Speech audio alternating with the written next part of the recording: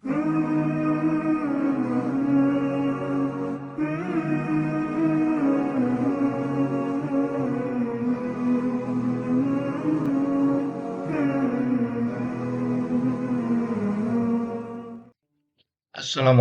warahmatullahi wabarakatuh. Alhamdulillahirrabbilalamin. Masya Allah, quwata illa billah. Salawat dan salam senantiasa kita panjatkan kepada junjungan Nabi besar Muhammad SAW. Apa kabar hari ini? Alhamdulillahirrabbilalamin.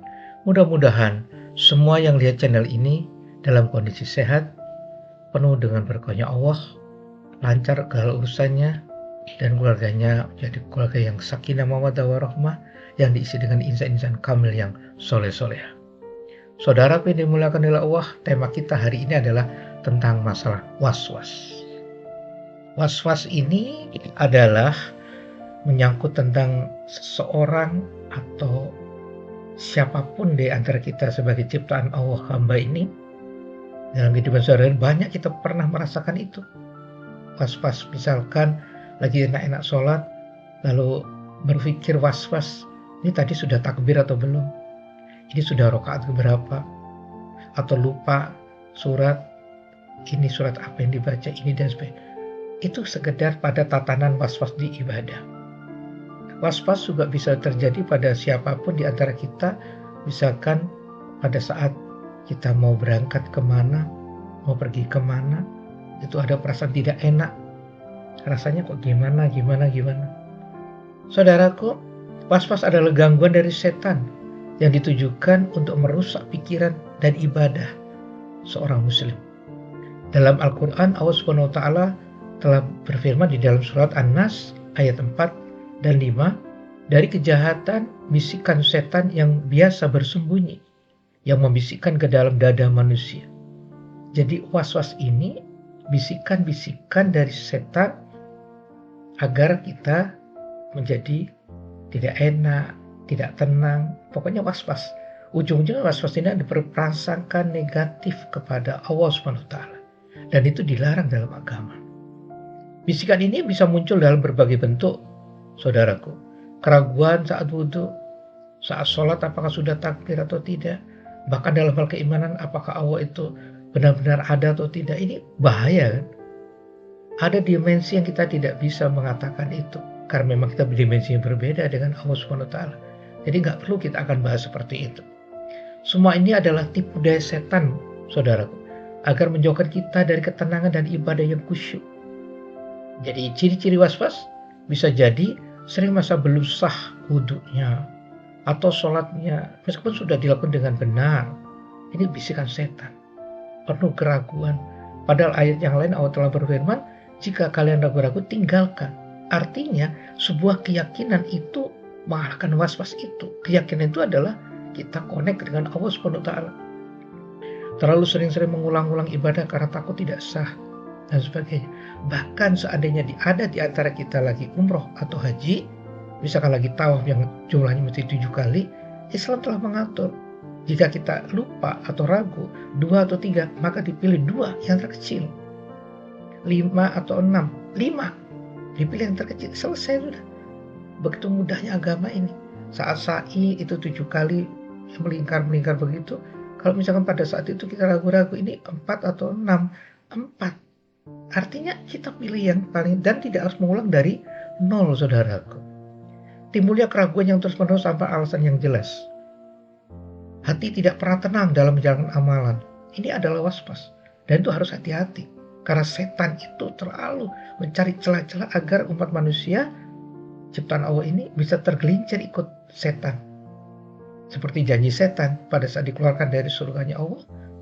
Gak apa-apa saya dikeluarkan, saya masuk neraka gak apa-apa, tapi izinkan ya Allah untuk menggoda manusia sampai akhir zaman. Dan itu diizinin oleh Allah. Nanti yang bisa mengalahkan setan ada selain kita membaca ta'awud, a'udzubillahi minasyaitonirrajim, agar kita dijauhkan dari seluruh bisikan atau apapun dari setan, yaitu kita mesti memperdekatkan diri pada Allah. Sehingga ayat yang lain juga Allah telah berfirman, ingatlah aku dikala duduk, berdiri, dan berbaring. Mesti begitu. Agar kita tidak was-was, maka tidak bisa dipungkiri kita harus mendekat kepada Allah. Cara-cara mengatasinya was-was ada beberapa hal, saudaraku. Berlindung kepada Allah. Tadi sudah saya bilang, berlindung kepada Allah itu bisa melakukan dengan ta'awudz, membaca ta'awudz sebelum melakukan apapun. A'udzubillahi minasyaitonirrajim. Dilanjutkan dengan baca basmalah. Bismillahirrahmanirrahim. Insya Allah kita akan dilindungi oleh Allah dari godaan setan yang terkutuk dan dijauhkan dari perasaan was-was. Yang kedua, tetap istiqomah dan jangan diikuti.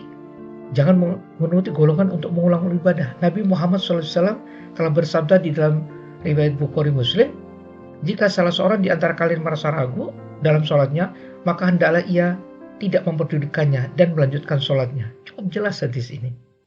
Begitu kita ada was-was, lanjut aja sholat. Jadi gak usah kita mikir misalnya ini rakaat keberapa, ini yakinnya apa. Ya saatnya seperti itu. Tadi sudah saya kasih contoh bagaimana tawaf 7 kali, bagaimana sa'i 7 kali, tahu-tahu pada tahap kita mungkin karena banyak pikiran tidak fokus kepada Allah dan tidak fokus pada zikrullah, tahu-tahu 3 atau 5, 3. Mulainya start dari 3. Pilih yang paling kecil, bukan dari 0 lagi. Islam mengatur luar biasa. Kalau sa'i juga ada itu sa'i 7 kali, tahu-tahu kita ada pemikiran ragu-ragu, was-was, ini 3 atau 4, 3. Pilih yang paling kecil. Yang berikutnya, yakin itu lebih kuat, saudaraku, dibanding ragu. Jadi kaidah fikih menyebutkannya yakin tidak hilang karena keraguan. Artinya jika kita yakin sudah berwudu lalu muncul ragu apakah batal atau belum, maka kita tetap berada dalam kondisi suci. Alias yakin aja sudah. Perbanyak zikir dan doa. Hati yang selalu berzikir lebih kuat terhadap gangguan setan. Zikir menenangkan jiwa dan memperkuat keyakinan. Sehingga dengan was-was ini kita bisa lebih kuat lagi. Sama saat ini putra-putrinya yang lagi pindah sekolah TK, SD, SMP, SMA, SMA perguruan tinggi, itu banyak yang terjadi was-was. Bahkan tidak sedikit, nanti anakku jadi apa? Ya ngapain kita berpikir seperti itu? Kita ini cuma punya 3 hari. Kemarin, hari ini, besok. Kemarin lewat Bapak Ibu, saudara yang dimuliakan oleh Allah. Kemarin lewat sudah jadi sejarah, gak usah diingat-ingat. Kalau menjadi evaluasi boleh, agar memperbaiki hari ini dan ke depan. Hari ini today sebagai hard, kita mesti kerja keras, yaitu melalui syarat yang sudah pernah kita bahas, yaitu kita hanya berproses, saudaraku. Ada niat, ada usaha, 4As, kerja keras, tuntas, cerdas, ikhlas. Ada doa kepada Allah, Al-Baqarah 186. Aku dekat, kata Allah, mintalah padaku tak kasih. Yang keempat, tawakalullah, kita pasrahkan. Siapa yang bertawakal kepadaku Allah, maka akan dicukupkan. Surat At-Talaq ayat 2 dan 3 bisa dicek di sana. Artinya dari konteks seperti ini kita hanya berproses, gak usah was-was anak menjadi apa, 10 tahun menjadi apa. Boro-boro 10 tahun Bapak Ibu, 5 menit lagi kita gak tahu. Dan itu wilayah kun fayakun, wilayahnya Allah bicara hasil. Maka gak perlu was-was. Tatap aja dengan melakukan tadi yang saya katakan proses manusia. Apa itu? Niat, usaha, kerja 4As, kerja tuntas, cerdas, ikhlas, dan cerdas, lalu doa, tawakal.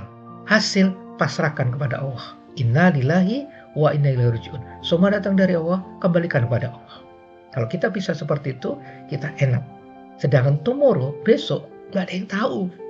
Kita boleh berharap, kita boleh meminta, kita boleh apa, tapi nggak boleh ragu-ragu, nggak boleh was-was akan menjadi apa kita, menjadi apa anak kita, ini itu, nanti bagaimana cucu kita, enggak. Ada Allah Subhanahu Wa Taala. Dekatkan diri kepada Allah, dekatkan diri kepada Allah. Siapa yang mendekat kepada Allah akan tenang, akan bahagia. Minimal zikrullah, istighfar, sholawat, sedekah, hal-hal yang positif kita lakukan, maka seluruh mindset positif akan masuk pada diri kita. Tidak saja raga tapi jasad kita, rohani kita akan tenang, enak menghadapi kehidupan ini. Tidak akan pernah ragu-ragu dalam menghadapi kehidupan. Ada Allah Azza wa Jalla. Bersama Allah pasti bisa, bersama Allah ada solusinya. Mohon maaf. Assalamualaikum warahmatullahi wabarakatuh.